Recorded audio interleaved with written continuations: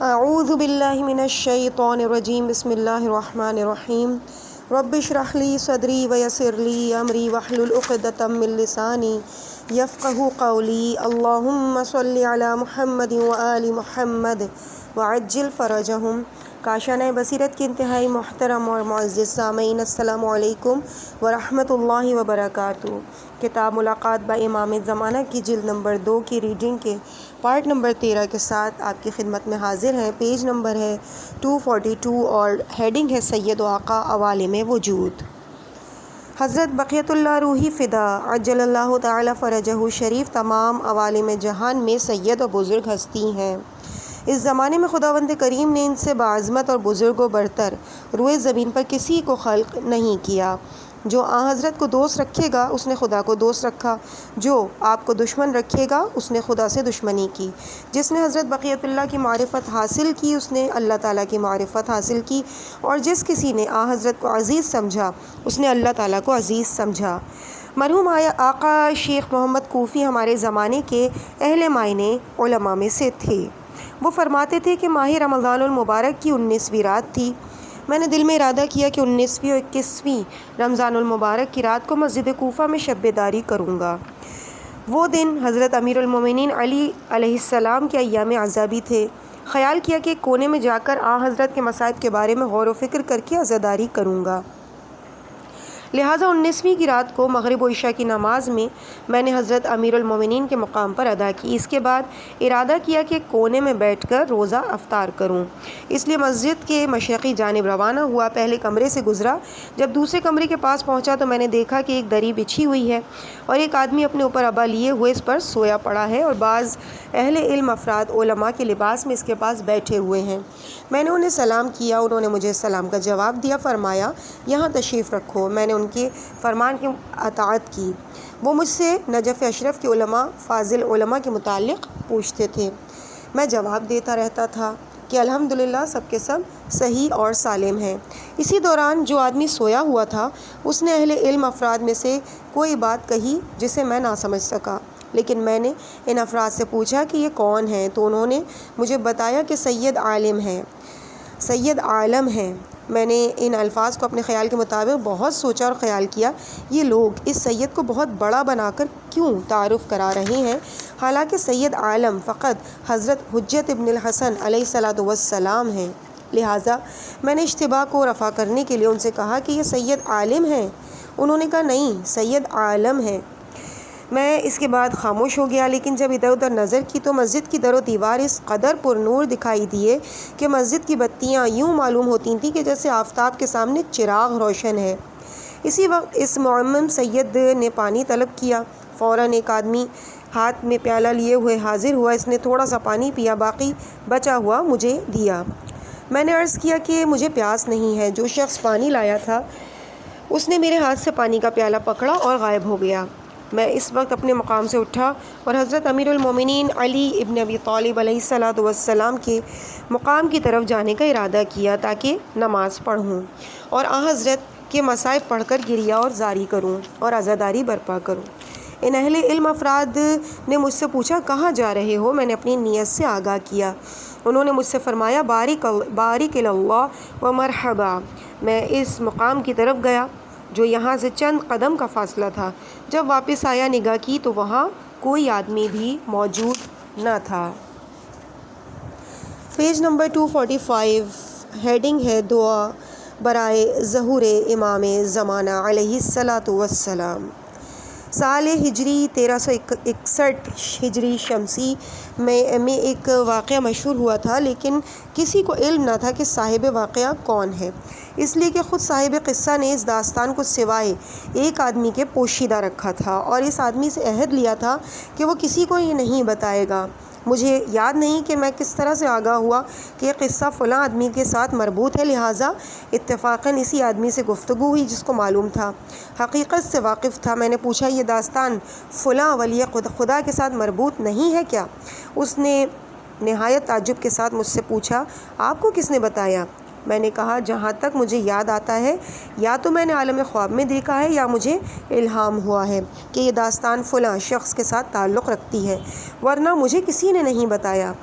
میں نے یہ مقدمہ اس لیے نقل کیا کہ آپ کی خدمت میں عرض کروں کہ صاحب قصہ کو میں پہچانتا ہوں اور قابل اعتماد ہے، بلکہ خدا کے دوستوں میں سے ہے، اور جو کچھ اس حکایت میں بیان کیا جائے گا وہ یقیناً حضرت بقیت اللہ روحی فدا عجل اللہ تعالی فرجہ شریف سے مروی ہے۔ مختصر قصہ اس طرح سے ہے کہ وہ بیان کرتا ہے کہ ہجری 1401 قمری ماہ رمضان المبارک کے کسی رات میں افطار کے وقت دستک ہوئی اور حضرت بقیت اللہ روحی فدا روزہ کھولنے کے لیے ہمارے گھر تشریف لائے۔ انتظار سے پہلے نماز مغرب و عشاء پڑھی، میں نے بھی ان کی اقتدا میں نماز ادا کی، پھر حضرت نے دسترخوان پہ بیٹھے ہوئے مجھے چند مطالب ارشاد فرمائے، ان میں سے جو ضروری ہیں وہ میں یہاں پہ بیان کرتا ہوں۔ حضرت نے فرمایا کہ اس دعا کو پڑھا کرو، یعنی بسم اللہ الرحمن الرحیم، اللہم ادخل علی اہل القبور السرور، اللہم اعنی کل فقیر، اللہم اشبع کل جاعی، اللہم اکس کل عریان، اللہم اقضی دین کل مدین، اللہم فرج عن کل مکروب، اللہم رد کل غریب، اللہم فک کل اسیر، اللہم اصلح کل فاسد من امور المسلمین، اللہم اشف کل مریض، اللہم سد فقرنا بعناک، اللہم غیر سوء حالنا بحسن حالک، اللہم اقض عنا الدین واغننا من الفقر انک علی کل شیء قدیر۔ نقل از مفاتیح الجنان مشترکہ اعمال ماہ رمضان المبارک۔ اس دعا کو اس طرح پڑھنے کے سبب یہ تھا کہ حضرت نے تقریباً اس مضمون کے ساتھ پڑھنے کا فرمایا تھا۔ حضرت نے فرمایا کہ میرے جد امجد رسول خدا صلی اللہ علیہ وآلہ وسلم نے فرمایا ہے کہ اس دعا کو ماہ رمضان میں پڑھا کرو، اس لیے کہ اس کا سبب یہ ہے کہ اس کی قبولیت 100% ظہور امام زمانہ علیہ السلام کے ساتھ مربوط ہے اور اس زمانے میں ہوگی۔ حقیقت میں یہ دعا ایسی ہے جو ہمارے ظہور و فرج کے لیے پڑھی جاتی ہے، اس لیے کہ امام زمانہ علیہ السلام کے ظہور سے پہلے یہ ناممکن ہے کہ ہر فقیر فقر و تنگ دستی سے نجات حاصل کر لے، کوئی آدمی قید میں نہ ہو، مسلمانوں کے تمام امور کی اصلاح ہو جائے۔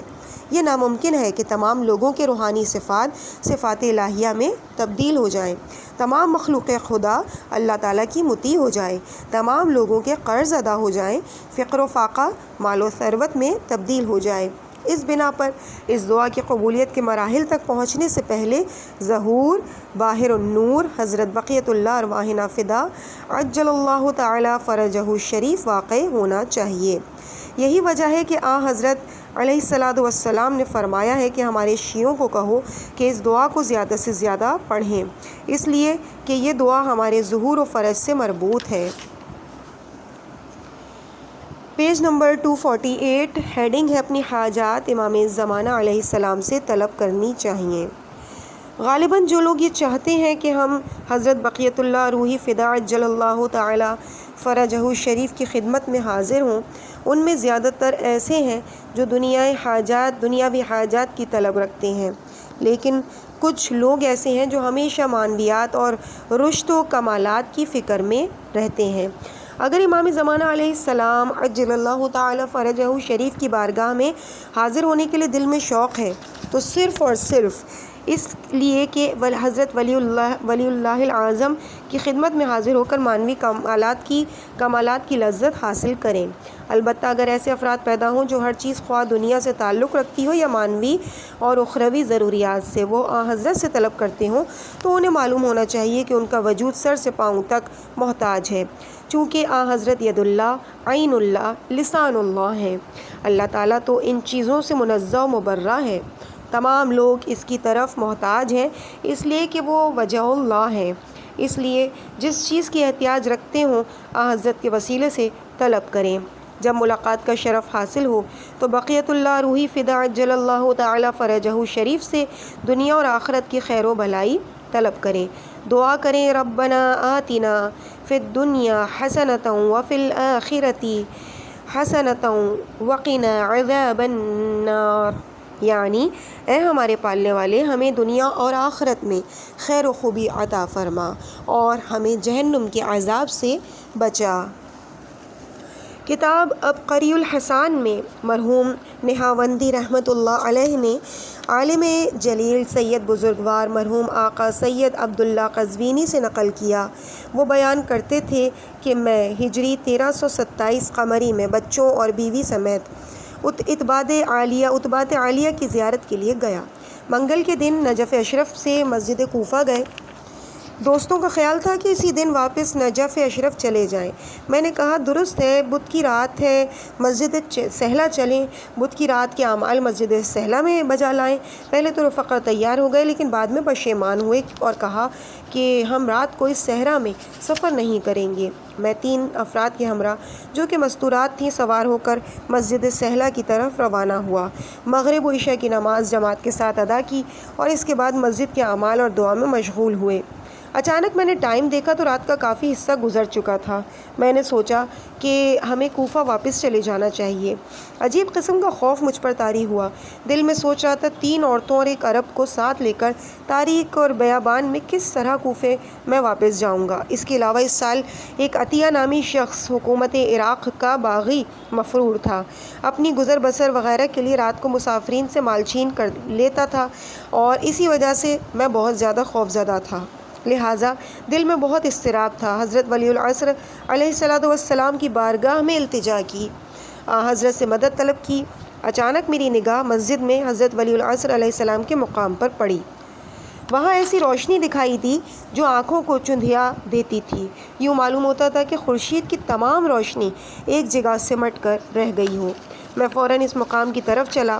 وہاں ایک باعظمت سید بزرگوار کو دیکھا کہ جو محراب میں بیٹھ کر عبادت میں مشغول تھے۔ میں ان کی خدمت میں 2 زانو ہو کر بیٹھ گیا، ہاتھوں کو بوسہ دیا، پیشانی پر بوسہ دینا چاہتا تھا مگر انہوں نے پیچھے کھینچ لی۔ میں بھی ان کے پاؤں کے پاس بیٹھ گیا اور دعا و زیارات میں مشغول ہو گیا۔ وہ بھی ذکر و اذکار میں مصروف تھے، لیکن میں جس وقت حضرت بقیت اللہ ارواحنا فدا عجل اللہ تعالی فرجہ شریف پر سلام بھیجتا تھا وہ جواب میں کہتے تھے وعلیکم السلام۔ میں دل میں غصہ کر رہا تھا کہ میں اپنے امام زمانہ پر سلام پڑھتا ہوں تو یہ آگے سے جواب دیتا ہے۔ اس وجود مقدس نے میری طرف اپنا رخ کیا اور فرمایا اطمینان کے ساتھ عبادت کرو، دعا پڑھو۔ میں نے اکبر کبابوں والے کو کہہ دیا ہے کہ آپ کو مسجد کوفہ میں پہنچائے اور کھانا بھی کھلائے۔ جب میں نے اس وجود مقدس سے الفاظ سنے تو میرے دل میں انس پیدا ہوا اور حضرت سے میں نے 3 سوال کیے، اپنی تنگ دستی کے بارے میں کہ میں تنگ دستی سے نجات اور وسعت رزق مجھے حاصل ہو تو حضرت نے اسے قبول کیا۔ دوسرا یہ کہ جب میں فوت ہو جاؤں تو میری قبر کربلا میں ہو، حضرت نے اسے بھی قبول کیا۔ تیسرا یہ کہ حضرت سے میں نے نیک لڑکے کی التجا کی لیکن حضرت نے فرمایا یہ میرے بس کی بات نہیں ہے اور میں خاموش ہو گیا اور زیادہ اصرار نہ کیا، اس لیے کہ میں نے نوجوانی کے زمانے میں ایک عورت سے شادی کی خواہش کی تھی، وہ مجھے نہیں مل رہی تھی۔ میں نے حضرت امام علی رضا علیہ السلام کے حرم میں دعا کی تھی، اے خدایا یہ لڑکی مجھے مل جائے، میں تجھ سے اولاد نہیں مانگوں گا۔ اس کے بعد وہ لڑکی مجھے مل گئی تو اس لیے میں نے اولاد کا اصرار نہیں کیا۔ اس کے بعد میری بیوی نے حضرت بقیت اللہ سے 3 حاجات طلب کی، ان میں سے ایک یہ تھی کہ وہ مجھ سے پہلے فوت ہو اور میں کفن دفن کروں، دوسری وسعت رزق کے لیے عرض کی، تیسری حاجت یہ تھی کہ کربلا معلیٰ یا مشہد مقدس میں قبر ملے۔ حضرت نے اس کی تینوں حاجات قبول فرمائیں، ان کی تینوں آرزوؤں میں پوری ہوئیں۔ میری بیوی مشہد مقدس میں فوت ہوئی اور میں نے خود اسے دفن کیا۔ میری ایک اور دوسری بیوی بھی تھی جو کہ ہمارے ہمراہ تھی، اس نے بھی حضرت سے 3 حاجات طلب کی۔ ایک اس نے اپنی بہو کی شفا کے لیے عرض کیا، حضرت نے فرمایا کہ اسے میرے جد امجد حضرت موسیٰ ابن جعفر علیہ السلام شفا دیں گے۔ دوسری بات عرض کی کہ میرے بیٹے کو مال و دولت نصیب ہو، حضرت نے قبول فرمائی۔ تیسری حاجت یہ تھی کہ طول عمر اپنے لیے، حضرت نے وہ بھی قبول فرمائی۔ میں نے خود دیکھا کہ کاظمین میں میری وہ بیوی کی بہو کو شفا ملی اور اس کے بیٹے کو مال و دولت نصیب ہوا، وہ خود 95 برس کی ہو کر فوت ہوئی۔ سید عبداللہ قزوینی فرماتے ہیں کہ جب ہم دعا و زیارت سے فارغ ہو کر اس گفتگو کے بعد باہر آئے تو میری بیوی نے پوچھا کہ آپ نے پہچانا ہے یہ آقا کون تھے؟ میں نے کہا نہیں۔ اس نے کہا یہ آقا حضرت ولی العصر علیہ الصلوۃ والسلام تھے۔ میں اسی وقت واپس اس جگہ پہ گیا تو دیکھا وہاں نہ وہ نور تھا اور نہ ہی وہ نور مقدس وجود تھا۔ آقا وہاں سے تشریف لے جا چکے تھے، فقط ایک چراغ جل رہا تھا جو درمیان میں اس مقام پر لٹک رہا تھا، اور کوئی چیز وہاں پہ نہ تھی۔ مسجد میں باقی ہر جگہ اندھیرا ہی اندھیرا تھا۔ میں اس وقت متوجہ ہوا کہ وہ روشنی حضرت بقیت اللہ ارواحنا فدا کے مقدس وجود کی وجہ سے تھی۔ جب میں مسجد کے قریب پہنچا تو ایک آدمی میرے پاس آیا اور کہا آپ جس وقت چاہیں میں آپ کو مسجد کوفہ پہنچا دوں گا۔ میں نے پوچھا تم کون ہو؟ اس نے کہا میں اکبر بہاری ہوں۔ جب میں نے نام سنا تو دل میں خیال کیا کہ حضرت ولی العصر علیہ السلام نے فرمایا تھا کہ تمہیں اکبر کبابوں والا مسجد کوفہ پہنچائے گا، لیکن یہ کہتا ہے کہ میرا نام اکبر بہاری ہے، لہٰذا میں پریشان ہو گیا۔ پھر میں نے پوچھا آپ نے کیا کہا؟ اس نے کہا میرا نام اکبر بہاری ہے، ہمدان میں محلہ کبابیان میں رہتا ہوں۔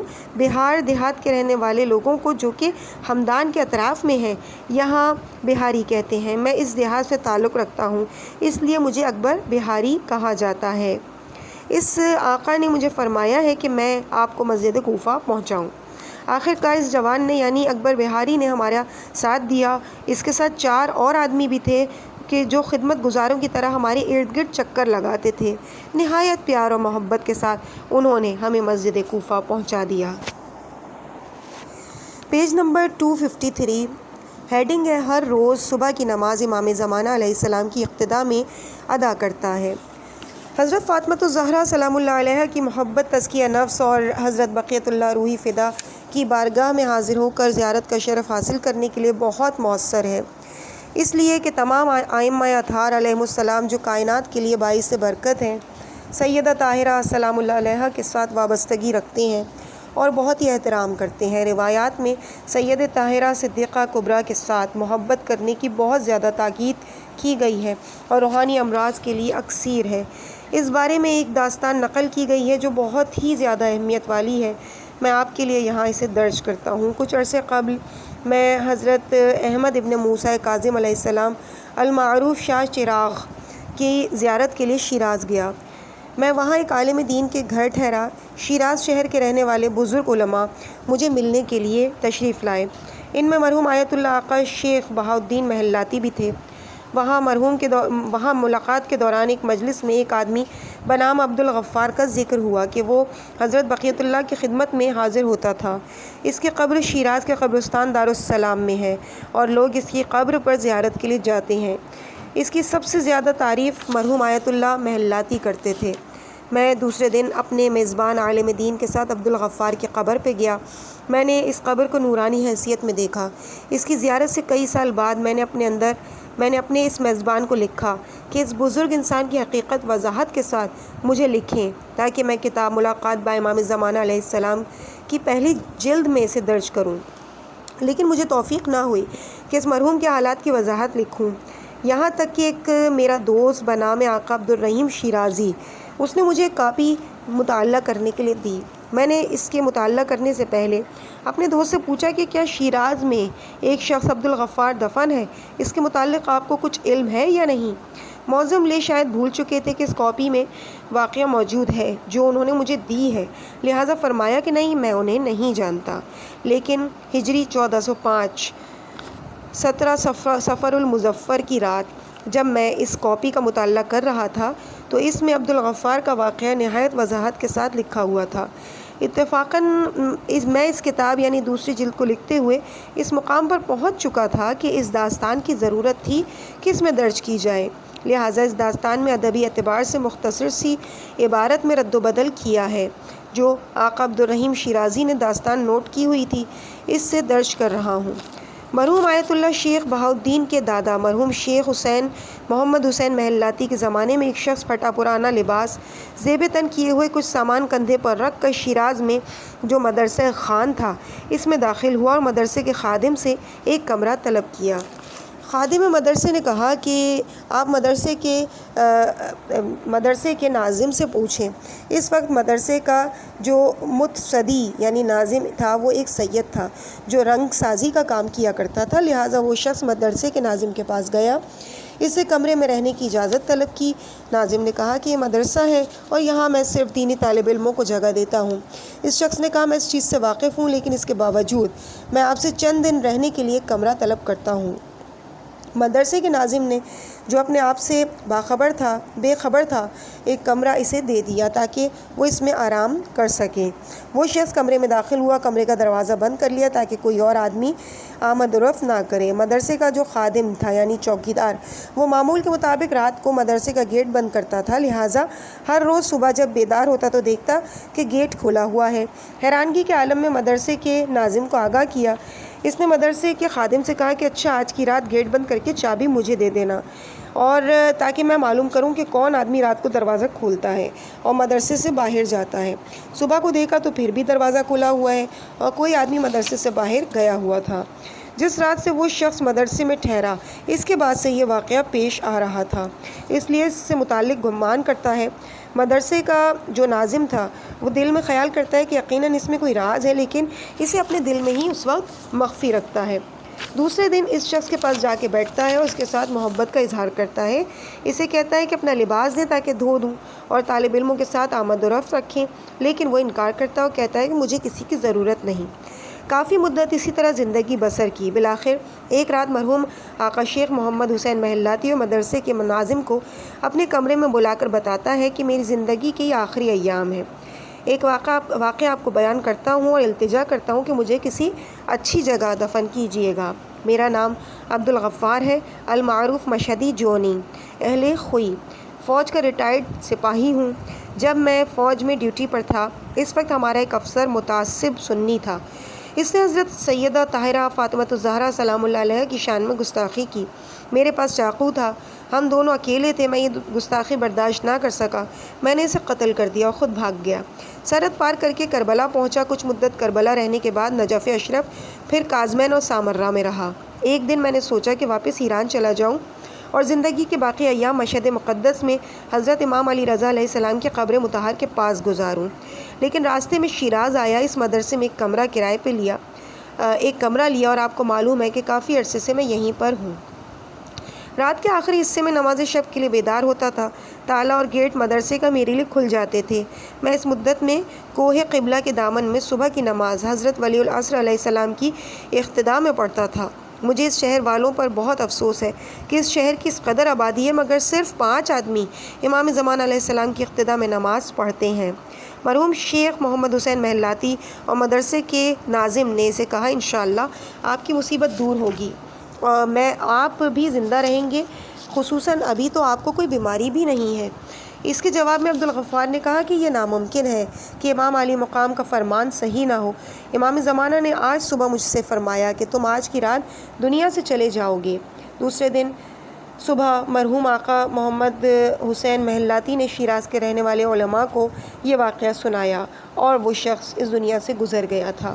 مرحوم آقا شیخ محمد کجوری اور مرحوم محلاتی نے خود اعلان کیا کہ بازار بند ہونا چاہیے اور نہایت عزت و احترام کے ساتھ تشییع جنازہ کیا جائے۔ آخرکار شیراز کے قبرستان دارالسلام میں مشرقی جانب 4 کمروں والی جگہ دفن کیا گیا اور اس وقت اس بزرگوار کی قبر اہل شیراز کے لیے قابل توجہ ہے، یہاں تک کہ اس سے حاجات طلب کرتے ہیں۔ علماء اور مراجع تقلید مثل مرحوم آیت اللہ محلاتی اس کی قبر پر زیارت کے لیے جاتے تھے اور جاتے ہیں۔ اس کی قبر شیراز کے قبرستان میں ہے، سرباز سپاہی کی قبر یا توپچی کی قبر کے نام سے مشہور ہے۔ یہاں ایک بات کا ذکر کرنا ضروری ہے کہ مرحوم عبدالغفار نے آقا محلاتی کی خدمت میں عرض کیا تھا کہ مجھے اچھی جگہ دفن کیا جائے، شاید اس لیے کہ اگر ایسی جگہ دفن کریں جہاں لوگوں کی توجہ کم ہو تو یہ طبعی چیز ہے کہ اس کے لیے مغفرت اور رحمت کم طلب کریں۔ اس مقام پر جب مرحوم عبدالغفار سرباز سپاہی کی طرف سے یہ جملہ پڑھا تو مجھے گزشتہ سال کا ایک واقعہ بھی یاد آ گیا، اور وہ یہ تھا کہ جب میں زنجان میں اپنے مرحوم استاد ملا آقا جان کی قبر کی زیارت کے لیے گیا تھا تو ان کی قبر کے آثار مٹنے کے قریب تھے۔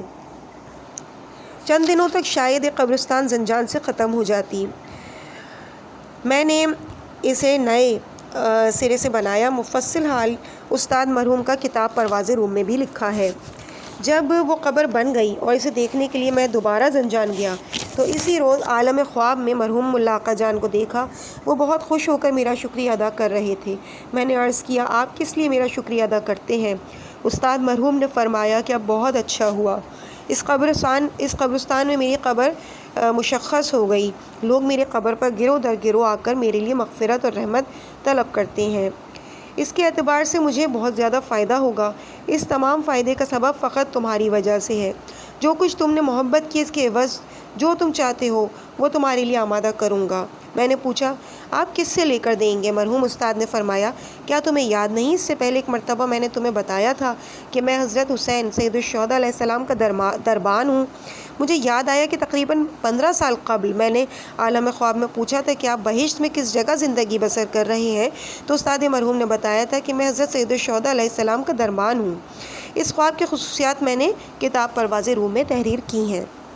لہٰذا میں نے عرض کیا، جی ہاں مجھے یاد ہے۔ استاد مرحوم نے فرمایا، اس بنا پر نوکر اپنے آقا سے جو چاہے لے سکتا ہے۔ میں نے اپنی 3 حاجات بیان کی، ان میں سے ایک کا تعلق دنیا سے تھا۔ الحمدللہ جس کا تعلق دنیا سے تھا وہ تو میری آرزو پوری ہو گئی، اور امید ہے کہ باقی 2 حاجتیں کہ جن کا تعلق آخرت سے ہے انشاءاللہ وہ بھی پوری ہو جائیں گی۔ ہیڈنگ ہے، برے معاشرے میں اپنی اولاد کو آزاد نہ چھوڑو۔ رضا شاہ پہلوی کی حکومت کے دور میں ایران میں گورنمنٹ کے اسکولوں کی اخلاقی اور تربیتی اعتبار سے بہت ہی بری حالت تھی، یہاں تک کہ ایک دن یونیورسٹی کے پروفیسروں اور لڑکوں میں یہ کہنے پر مجبور ہوا کہ اگر فرعون بنی اسرائیل کے لڑکوں کو بدنی لحاظ سے قتل کرتا اور لڑکیوں کو زندہ رکھتا تھا تو یہ حکومت ہمارے بیٹے اور بیٹیوں کو روحانی اعتبار سے قتل کر رہی ہے، جس کی اہمیت جسمانی قتل سے کہیں زیادہ ہے۔ یہ حکومت ہماری اولاد کو برائی کی طرف کھینچ رہی ہے۔ اس گفتگو کا نتیجہ یہ نکلا کہ CID والے مجھے پکڑ کے لے گئے اور روحانی اعتبار سے کافی اذیت دی۔ بہرحال اس طاغوت کی حکومت کے زمانے میں کسی کو یہ اعتراض کرنے کا حق حاصل نہ تھا اور نہ ہی کوئی تعلیمی اصلاح کر سکتا تھا۔ بچوں کے سرپرست آرام سے بیٹھے، مگر وہ مجبور تھے بلکہ بچوں اور نوجوانوں کو برائی کی طرف لے کر چلیں۔ جو کچھ تھا وہ گزر گیا۔ خداوند کریم آئندہ ہمیں ایسی حالت سے دوچار نہ کرے اور محفوظ رکھے انشاءاللہ۔ دوسری بات یہ کہ ظالم حاکم نے جبراً عورتوں کے سروں سے برقعے اتارے۔ بے پردے کی بہت زیادہ تھی۔ معاشرہ اس قدر برائی میں گھرا ہوا تھا کہ اسلام کا تو صرف نام ہی باقی رہ گیا تھا۔ اس زمانے میں یعنی رضا شاہ کی حکومت اوج پر تھی۔ جناب مستطاب آقا توکلی فرماتے تھے کہ میں بندرگار نزکمن کے شہر میں ایک عالم دین کا مہمان تھا۔ دوپہر کا کھانا کھانے کے بعد میں آرام کرنا چاہتا تھا، چارپائی پر لیٹا ہی تھا، ابھی آنکھیں کھلی تھیں، اچانک دیکھا کہ دروازہ کھل گیا۔ حضرت بقیت اللہ علیہ الصلاۃ والسلام داخل ہوئے، سلام کہا۔ میں نے سلام کا جواب عرض کیا، لیکن جب میں اٹھنا چاہتا تھا تو حضرت نے اشارہ کیا کہ نہ اٹھو، مجھ پر تصرف ولایت کیا، اس لیے میں حرکت نہ کر سکا۔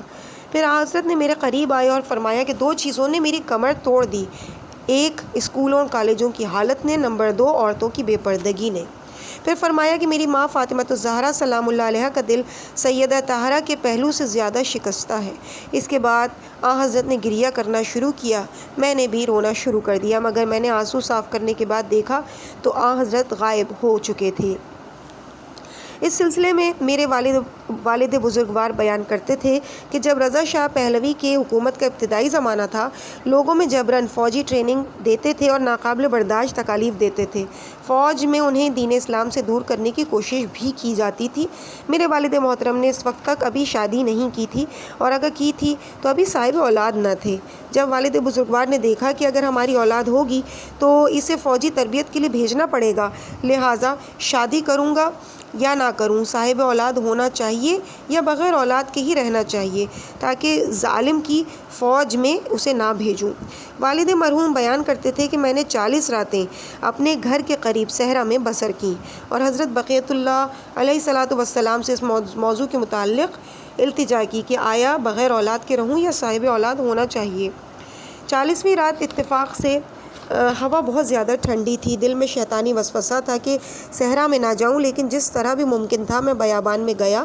چند منٹ مناجات میں مشغول ہونے کے بعد اچانک میں نے دیکھا کہ تاریک رات میں ایک سفید نور نظر آیا جو میری طرف آ رہا ہے۔ جب غور کیا اور دیکھا تو معلوم ہوا کہ اس روشنی کے درمیان ایک آدمی ہے، اور یہ شخصیت، سفید نور، اس کے وجود کی برکت کی وجہ سے چمک رہا ہے۔ وہ میرے نزدیک آئے، میں اپنے کام میں مصروف تھا۔ انہوں نے مجھے نام لے کر پکارا۔ میں نے فرمایا، عزیز اللہ، یہاں آپ کس لیے آئے ہیں؟ اس نے مجھے نام لے کے پکارا اور فرمایا، عزیز اللہ، یہاں تو کس لیے آیا ہے؟ میں نے جواب دیا، میں اپنے امام زمانہ علیہ السلام کی خدمت میں التجا کرنا چاہتا ہوں۔ انہوں نے فرمایا، میں ہی تیرا امام زمانہ ہوں، بتائیں کہ کیا چاہتے ہیں؟ میں نے عرض کیا، اگر آپ امام زمانہ ہیں تو پھر آپ کو معلوم ہوگا کہ میں کیا چاہتا ہوں۔ حضرت نے فرمایا کہ یہ تو معلوم کرنا چاہتا ہے کہ بغیر اولاد کے رہوں یا صاحب اولاد ہونا چاہیے۔ میں تمہیں بتاتا ہوں، تیرے 5 فرزند ہوں گے۔ اگر تو یہ عہد کرے کہ گورنمنٹ اسکولوں میں پڑھنے کے لیے نہیں بھیجے گا تو میں تیرے ساتھ وعدہ کرتا ہوں کہ تیرے بیٹوں کو لازمی فوجی تربیت کے لیے حکومت نہیں لے کے جائیں گے۔ آقائے توکلی فرماتے تھے کہ جس طرح حضرت بقیت اللہ روحی فدا عجل اللہ تعالی فرجہ شریف نے فرمایا تھا کہ 5 فرزند ہوں گے، خداوند کریم نے مجھے 5 بیٹے عطا کیے، اور میں نے ان میں سے ایک بچے کو بھی گورنمنٹ اسکول پڑھنے کے لیے نہیں بھیجا۔ تمام کو اپنے گھر میں ہی پڑھنے کے لکھنے کا طریقہ سکھایا، اور معجزہ یہ تھا کہ کسی ایک کو بھی حکومت فوجی ٹریننگ کے لیے نہیں لے کے گئی، یہاں تک کہ معظم لے واقعات بیان کرتے تھے کہ ہر ایک کس طرح بچ جاتا تھا۔ ہم اختصار کی وجہ سے وہ واقعات لکھنے سے اجتناب کرتے ہیں۔ یہاں یہ یاد دہانی کرانا ضروری ہے کہ سابقہ دور میں مسلمان لوگ بہت احتیاط کرتے تھے اور اپنی اولاد کو اسلامی احکام اور اخلاق کے مطابق تعلیم دینے کے لیے ایسے معاشرے سے بچوں کو دور رکھتے تھے جس میں اخلاق اور انسانیت نہ ہو۔ اس حد تک محتاط تھے کہ اگر معاشرہ غیر اسلامی نظر آتا تو اپنے گھروں ہی میں اپنی اولاد کو تربیت کرتے تھے تاکہ برے معاشرے کے اثرات قبول کرنے سے محفوظ رہیں، اس لیے کہ اللہ تعالیٰ نے جہاں یہ فرمایا ہے کہ مسلمان اپنی جان کو بدبختی اور جہنم کی آگ سے بچائے، وہاں اہل و عیال کے لیے بھی حکم دیا ہے کہ انہیں دوزخ کی آگ سے بچایا جائے اور نجات دے۔ سورہ تحریم میں ارشاد باری تعالیٰ ہے کہ یا ایھا الذین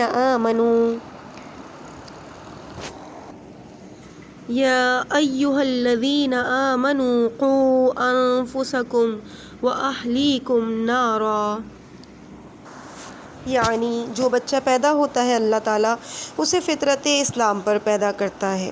اگر اس کی معاشرتی زندگی صحیح و سالم ہو، ارد گرد اور ناپسندیدہ حیوانی صفات نہ ہوں تو وہ صحیح راستے پہ چلے گا اور روح آلودگیوں سے پاک و صاف رہے گی۔ تزکیہ نفس اس کے لیے آسان ہوگا، لیکن اگر اس کی معاشرتی زندگی ارد گرد کے برے ماحول سے آلودہ ہو، اسلامی آداب اور اخلاق کی رعایت نہ کی جاتی ہو بلکہ حیوانی صفات کی تبلیغ کی جاتی ہو، تو وہاں تزکیہ نفس بہت زیادہ مشکل ہوگا، بلکہ بعض اوقات کوشش کے باوجود تزکیہ نفس ناممکن ہو جائے گا۔ اس بنا پر والدین کو چاہیے کہ اپنی اولاد کو اپنے گھروں میں، اسکولوں اور کالجوں میں برائیوں سے بچا کے رکھیں، جنہیں بچوں کی تربیت کا طریقہ اور سلیقہ نہیں ان کے حوالے نہ کریں۔ ایسے مراکز میں بچوں اور نوجوانوں کو نہ بھیجیں جہاں ماحول گندا ہو۔ عزیز سامعین، اس مقام پر ہم ریڈنگ کو اسی مقام پہ مکمل کرتے ہیں۔ انشاءاللہ اس سے آگے کی ریڈنگ آپ کے سامنے اگلے حصے میں پیش کی جائے گی، جو انشاءاللہ اس کتاب کا آخری پارٹ ہوگا، اور آغاز کریں گے ہم پیج نمبر 263 سے۔